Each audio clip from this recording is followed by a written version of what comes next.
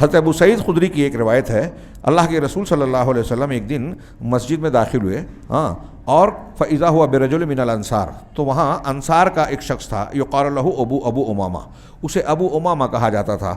تو انہوں نے کہا، یا اللہ کے رسول نے کہا، یا ابا امامہ ما لی اراک جالسا فی المسجد فی غیر وقت الصلاۃ، کہ امامہ کیا بات ہے کہ نماز کے وقت کے علاوہ میں تمہیں مسجد میں بیٹھا ہوا دیکھ رہا ہوں۔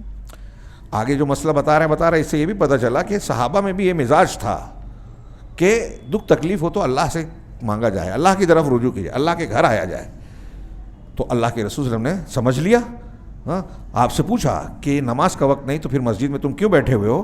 تو قال ہموم لزمتنی ودیون یا رسول اللہ، تو کہا کہ غموں اور قرضوں نے مجھے گھیر لیا ہے۔ ہموم لزمتنی، غموں نے مجھے پکڑ لیا ہے، چمٹ گئے ہیں، ودیون اور قرضوں نے، ترجمہ کیا غموں اور قرضوں نے مجھے پکڑ لیا ہے، گھیر لیا ہے۔ آپ صلی اللہ علیہ وسلم نے فرمایا، کیا میں تمہیں ایسے کلمات نہ سکھاؤں کہ جب تم انہیں کہو تو اللہ تم سے تمہارے غم غلط اور قرض ادا کر دے، غم غلط کر دے، ہٹا دے وے، اور قرض ادا کر دے۔ میں نے کہا ضرور اللہ کے رسول صلی اللہ علیہ وسلم۔ آپ نے فرمایا، تم قل اذا اصبحت و اذا امسیت، جب صبح کرو اور شام کرو، صبح کے وقت اور شام کے وقت یہ کلمات کہو، اللہم انی اعوذ بک من الہم والحزن، وأعوذ بك من العجز والكسل، وأعوذ بك من الجبن والبخل، وأعوذ بك من غلبة الدين وقهر الرجال۔ کہا کہ اللہ میں تیری پناہ میں آتا ہوں غم و حزن سے، غم و اندوہ سے، میں تیری پناہ میں آتا ہوں، تجھ سے پناہ چاہتا ہوں عاجزی اور کسل مندی۔ یہ انسان کے لیے زندگی کے مسائل پیدا کرنے کے بنیادی اسباب میں سے ہیں۔ ایک بندہ کام کرنے سے عاجز ہو جائے، گھر بیٹھا رہے، کوئی بھی چیز جب کریں گے تو حل ہوگی، تو عاجزی سے پناہ مانگی۔ کسل مندی، صلاحیت ہے لیکن سستی ہے، تو کام ہوتا نہیں ہے وقت پہ، مستقل پریشانیاں مسائل آتے ہیں، تو عاجزی اور سستی سے۔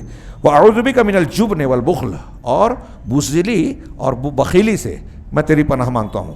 وَأَعُوذُ بِكَ مِنَ الْعَجْزِ وَالْكَسَلِ، وَأَعُوذُ بِكَ مِنْ غَلَبَةِ الدَّيْنِ وَقَهْرِ الرِّجَالِ، اور میں دین یعنی قرضے کے بوجھ، غلبے سے اور لوگوں کے تسلط سے تیری پناہ مانگتا ہوں، کہ لوگ میرے اوپر چڑھ دوڑیں، لوگوں کا مجھ پر دباؤ رہا ہے۔ قہر الرجال، آج ہم قہر الرجال میں گھرے ہوئے ہیں، سب لوگ خوف اور پریشانی میں ڈوبے ہوئے ہیں۔ سیاست میں لوگ دوسروں کو ڈراتے ہیں، تجارت میں لوگوں کو ڈراتے ہیں، اداروں میں لوگوں کو ڈراتے ہیں، ڈرا کر صحیح غلط دونوں کام کراتے ہیں، یہ قہر الرجال ہے۔ اسی طریقے سے غلبۃ الدین، قرض کا بوجھ، یہ بھی انسان کی نیند اڑا دیتا ہے۔ اسی لیے سونے کے وقت کی دعاؤں میں بھی اغننی من الفقر، کیا ہے، اللہم انت الاول فلیس قبلک شیء والی جو حدیث ہے، اس میں کہ میرے قرض کو دور کر دے، واغننی من الفقر، کیا ہے، اقض عنی الدین واغننی من الفقر، میرے قرض کو ادا کر دے اور فقیری کو دور کر دے۔ لوگوں نے اس کی حکمت بتائی کہ قرض کا ٹینشن انسان کو سونے نہیں دیتا، نیند نہیں آتی۔ سونے کے وقت جب بندہ اتنا عظیم الشان وہ دعا بھی ہے، اللہم رب السماوات و رب الارض، وہ بھی یاد کیجئے۔ تو اتنے عظیم الشان کلمات کے ذریعے سے جب بندہ بستر پہ اللہ سے دعا کرتا ہے تو اس کو یہ سکون ملتا ہے کہ میں نے اپنا معاملہ رب العالمین رحمت اللہ، کیا ہے، ارحم الراحمین رحمان الرحیم کے حوالے کر دیا ہے۔ اگر اب میں مر بھی گیا تو یہ قرض کا معاملہ مجھ سے اٹھ جائے گا، اللہ تعالیٰ ضرور نپٹا دے گا۔